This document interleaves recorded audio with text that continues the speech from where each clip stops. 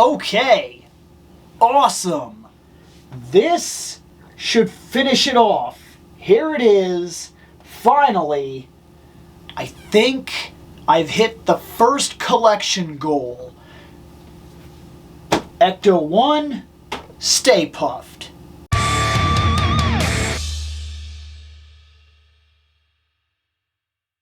So if you remember a couple of videos ago, we actually did something where we talked about collection goals, specifically Ghostbusters collection goals. What exactly am I going for here? I mean, I really need to lock things down, and I need to have a 100% understanding as to what it is I'm going after, and not just balloon the collection into ridiculousness, right?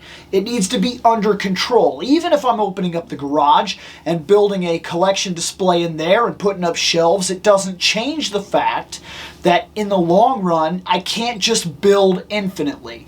The things that I pick up have to have purpose. They have to have a meaning within the collection for a specific reason. It has to mean something to me.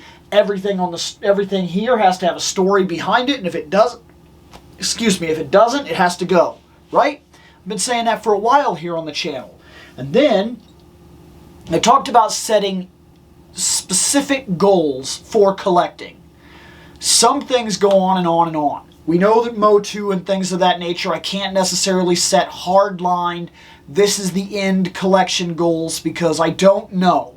I don't know what the future of the line looks like. I don't know what will happen down the road. I don't know what I'll replace or what I'll love or whatever. I can't do that. But there are some properties that don't hit the same. This is one of those properties. Ghostbusters is one of the biggest properties in my life. It was very big when I was growing up. I even did a video a while ago, talking a good while ago now, called like 10 toys that owned my childhood or whatever. It's been a while since I did that video, so I don't 100% remember. But that video specifically references the 10 toys that like dominated my life, and this was one of them. Specifically, these toys exactly, the Kenner toys. So I got to thinking. I have all the plasma series that I want. I have the 4 Ghostbusters. I now have the 4 Ghostbusters from the real Ghostbusters, and I happen to get Slimer at the exact same time. And it hit me, why not finish that part of the line and set that part of the shelf in stone? That's all I need. Ghostbusters Ecto 1, Stay Puffed, the 2 most iconic ghosts, the ones that matter the most, Stay Puffed, Slimer. And I'm in huge debate here about possibly picking up the other 2 characters from the first wave plasma series so that I can get the dog, and Gozer is the absolute villain of the series, especially now when we look back at the situation, and there's been 3 major Ghostbuster movies, technically 4 if you want to count the video game, which I kind of do as the 3rd official Ghostbusters movie, making Afterlife the 4th official Ghostbusters movie. And if I headcanon it that way, 3 of the 4 have dealt with Gozer-esque situations, and if we're going to do that, Gozer would make sense to pick up as well. I don't know. I haven't made that decision yet.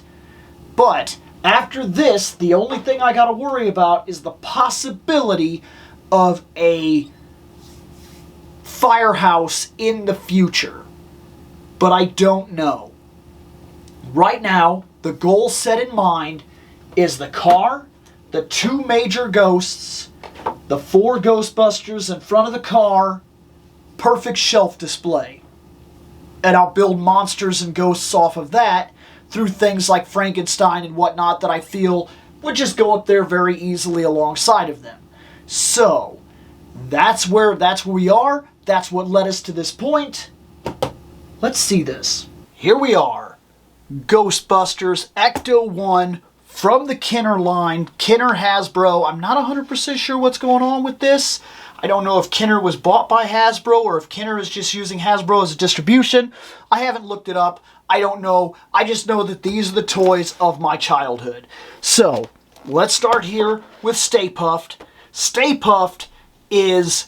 I didn't have this as a kid. I know that for sure. I did not have a Stay Puft.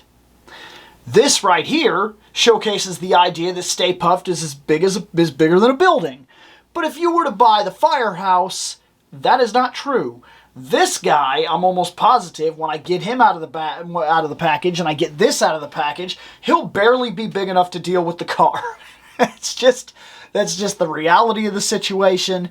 I understand that. I'm not oblivious to it. But that was a thing in the time when I was growing up. The toys that I had specifically, our Ninja Turtles and whatnot, they were not scaled well.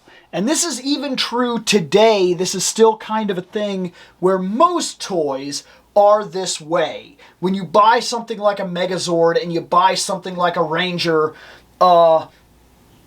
it's not the same thing. You're never going to get that scale that we grew up with watching on TV unless you're talking Micro Machines, which is what made things like the Star Wars Micro Machine collection so cool, is the X-Wing made sense next to the very small character. But like, look, I mean, that was the Megazord. That's what we got. But then this here is a gigantic Green Ranger, if you want to scale that out and have them, you know, deal with each other. It was just the nature of toys, and still kind of is today. I'll say that that's gotten a lot better. Some of the scale stuff is absolutely insane, and we talked about one thing that's coming that is unbelievably insane. It is unbelievable. That Cat's Lair, holy crap. Like... That's some of the most unbelievable scale I've ever seen in my entire life, and I'm crossing my fingers here that it's not going to go unanswered. We need a Castle Grayskull that stands up to that Cat's Lair. But on the back, the cross-sell, these are the figures that you could have got, and we have all 4 of these, plus Slimer, and now Stay Puft. This is done.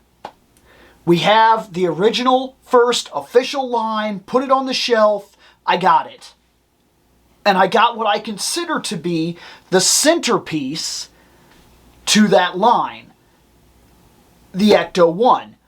Now it's true that the Firehouse is probably the ultimate centerpiece. But when I remember these things coming out, the Firehouse was just not something that I was ever going to have. And even now, it looks like it's going to be awful rough if I ever get my hands on one, if I'll ever get my hands on one at all. So, the car. Did I have one of these when I was a kid? I remember having all the Ghostbusters. At least I'm pretty sure I did. And I remember having a bunch of ghosts. And the more I think back to it, the more I can't help but feel like I don't think I had one of these. I don't know. I might have. I remember playing with one of these a lot. But I also remember that my buddy, who was my neighbor, he used to get all kinds of toys, way more toys than I got. That's just what it was. He just had more toys than I had. He had the Firehouse. He had this Ecto 1 for sure. And he had so little care for his toys that I remember he sawed this in half and made 2 other cars from it. I remember he sawed it in half and then he like added sticks and whatnot and made like a Ghostbusters truck out of this, and then on the other side he basically built an entire front piece and made like a van type of thing. I wouldn't have done that, but hey. Side view right here, we can see what the car is going to be. Back right here, we can also see, it gives us a full idea of what the car is. There's a swiveling seat with these guns that are attached, so you can put one of the Ghostbusters up there and he can ride around and whatnot. There's this weird little Ghostbuster thing here where it catches a ghost with like a hook and then it wheels them in. I'm guessing as you drive, maybe it wheels, maybe it's there's a mechanism in here that pulls.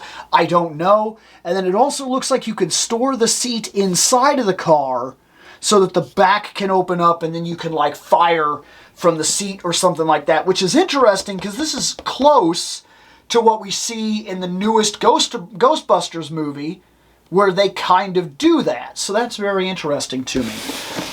Once again, side, pretty self-explanatory. Here's this part right here. It's all fine. The artwork is nothing that's blowing my mind. It very much is what it is. It looks fine. It for the most part, represents the series. I would say that I could tell who each one of these are supposed to be, but I also don't think that it matches the original series. And that was kind of normal for this time, that you saw that kind of stuff with this kind of stuff, that oftentimes, especially now I see, like with Masters of the Universe, the artwork on the boxes is just unreal. But back then, this is nothing that I would have been like, oh man, I want to keep the box. And even today, it's something like, it's cool, but like, it's not a box I'm keeping. Once I open this, the box is gone. I won't be cutting this out or trying to keep it or anything like that. I don't think this is like an end-all, be-all, amazing piece of artwork that defines anything. It just is what it is. Let's see the actual figures. Okay, so Stay Puft is open, and he doesn't move much. He puts his arms down. His feet don't move at all. His head turns. That's it. So he can be like this, or he can be like this, and he's just, that's him. And I know maybe this is a weird thing to point out, but he has a very plastic smell, like a smell that I have not experienced in years, which I don't know exactly what that's about, but it's noticeable. It's a noticeable old toy plastic smell that I haven't, it kind of threw me back to my childhood there for a second when I first got him. I kind of wish that this was colored in, and I'm half tempted to color it in myself, because his hat does say Stay Puft on it, but like, it's not colored in. But that was par for the course with paint jobs on old toys. They weren't worried about a bunch of details. We're way more worried about details now today than we ever were back then. He's fine, but I am half debating getting a Gunpla pin and going in white on that, just to do it, because I feel like it would help that pop. But then again, the classicness of the toy also leads me to think that maybe I'm not going to mess with it. Let's see the car, because that is the absolute star attraction, I would assume. Oh, man. Okay, no, there's that. Here we go. Oh, man. Oh, there's that. And there's this. And here's our seat. And here's our directions. There. It was a little tough getting some of that stuff out of there, but it's all out now. And I can trash the box, because like I said, this is not a box that I'm going to be hanging on to. It's just, it's not. Manual, I imagine, is nothing too extreme. I imagine, oh, the stickers. I actually hadn't counted on that, but I should have, because that was very much a thing back when I was a kid, is you always had to have your stickers and whatnot. So we're going to have to do a little bit of prep here to get the car up and going, I guess, to get it all the articulation where we want it. Oh, there's our weird ghost man. There's our ghost man that came with the car. There he is. He's weird, and he's got a weird face, and he's gonna brabble. Okay. And here he is. Here's the seat. It's nothing too extravagant. It's exactly what it's supposed to be. It's got the two guns. It's got whatever this stuff is here. The guy sits right there, and it swivels. It's got this little thing here. So we'll plug it into the car, and let's check the color and everything on the car. Let's see what this thing looks like. There we go. There he is. Awesome. Like, legit awesome. That's a decent solid white. I don't hate that at all. I don't hate the color separation here on the wheels, the silver. These could be better. There could definitely be a lot more color up here. It's just white. But, like I said, this was par for the course in the time. The interior has this blue right here.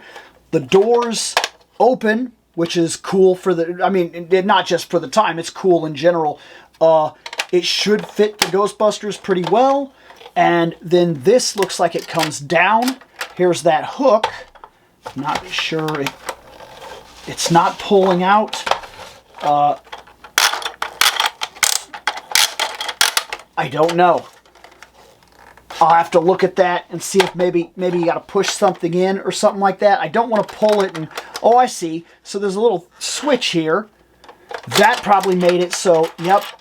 That's exactly what that is. And then, when you flip that switch, now when it drives, it pulls that in. If you never want that to be a thing, you probably just switch this here, and then it moves without that sound. Okay. Yeah, that makes sense. That works. That's cool. So, there's a couple of different stickers here. So, sticker 1 goes right here.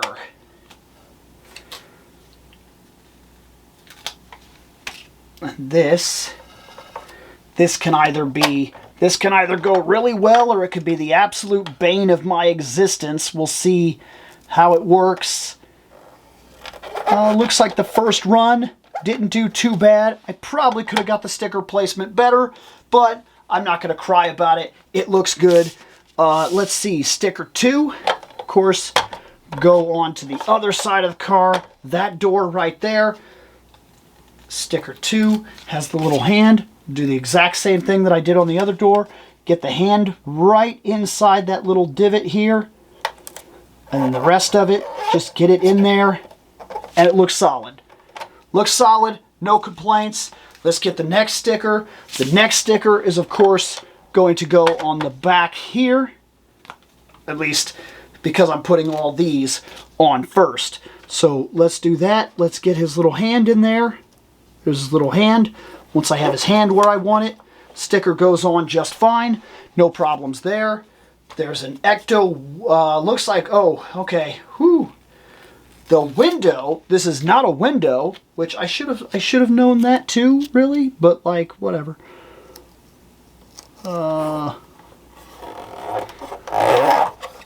There we go. There's the back window right there.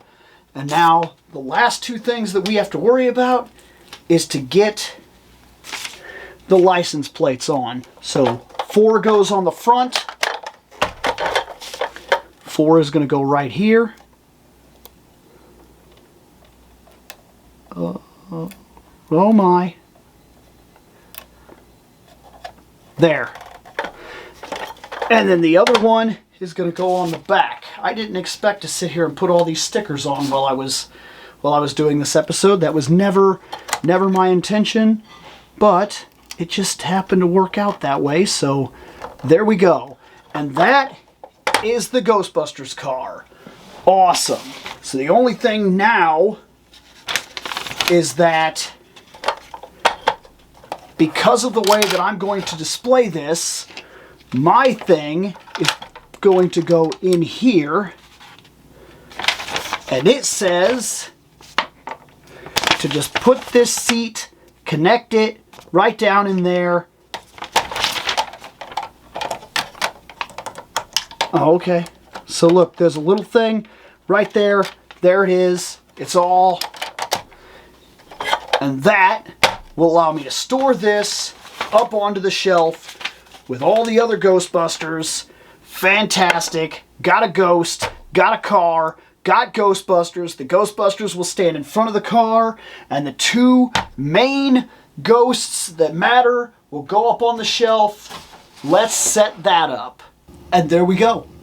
The original Ghostbusters Kenner Ecto 1, Stay Puffed, and the entire original 4 Ghostbusters. I got it. I got the first major wave all right here. It looks great. I'll figure out how I'm going to set it up. I'll probably do like a YouTube short or something like that once I have it, because what I want to do is I want to get up on the shelf and I want to split it in half, which I already talked about on one of the YouTube shorts.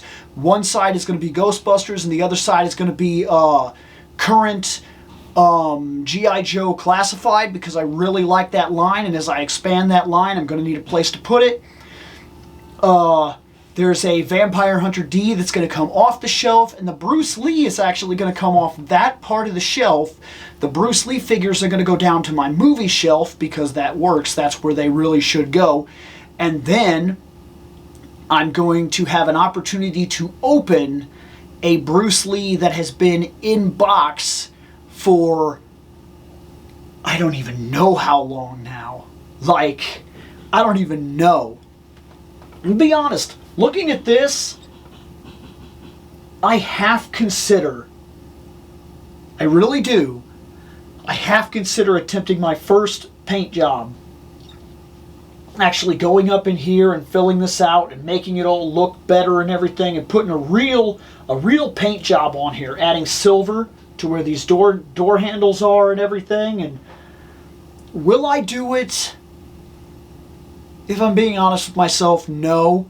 Because even though I feel like it would look really good, and I feel like it's not that egregious of a job that I could do it, I have to stop and I have to consider in all reality here that one of the reasons I got this was because this was a big part of my childhood. This is a classic toy.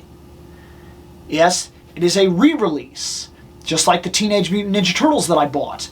But as such, what it's meant to be is it's meant to be a classic toy. It is supposed to be retro. And if I customize it, it will lose that appeal of what toys were when I was a kid. Toys have gotten a lot more detailed, a lot more extravagant, and a lot more complicated as I have gotten older. The toys that I bought my daughter were toys that couldn't even exist when I was a kid. And if I'm going further than that, some of the toys that I've bought myself in recent years, no way. Like, there's no way that the quality would have existed on that would have created things like the Golden Axe figures. The quality is too high. There's no way that those toys would have existed when I was a kid. If I had to tag it down to something, I'd tell you that the Spawn toys released by McFarlane changed toys as we know it. And as it went forward from that point, that bled into toys also for kids and toys for adults, and then we kind of met in the middle, and now there's a high quality standard for all of this stuff. The Gunplas that I built when I very first got into Gunpla, we're talking HG, we're talking original, we're talking the first Gunpla. I built every single one, the entire main line of the Gunplas from Gundam Wing. I have some HGs from Gundam Wing that are more recent, and they put it to shame. Absolute shame. Because toys have gotten better and better and better. It's just the nature of toys. It's the nature of all progress, to be fair. And sometimes it makes us feel old, and we say things like, oh, when I was a kid, my toys were so cool. If they did an Ecto 1, if they did an Ecto 1 for the Plasma Series Ghostbusters, this thing would look exactly what it is. Retro. But for someone like me that grew up with this, it's supposed to be retro. And that's why I don't think I'm going to touch it. I don't think I'm going to customize it.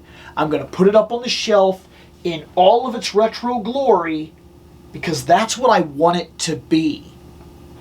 Anyways, guys, we spent enough time talking about the Ecto 1, talking about toys in general. I'm going to get out of here later on.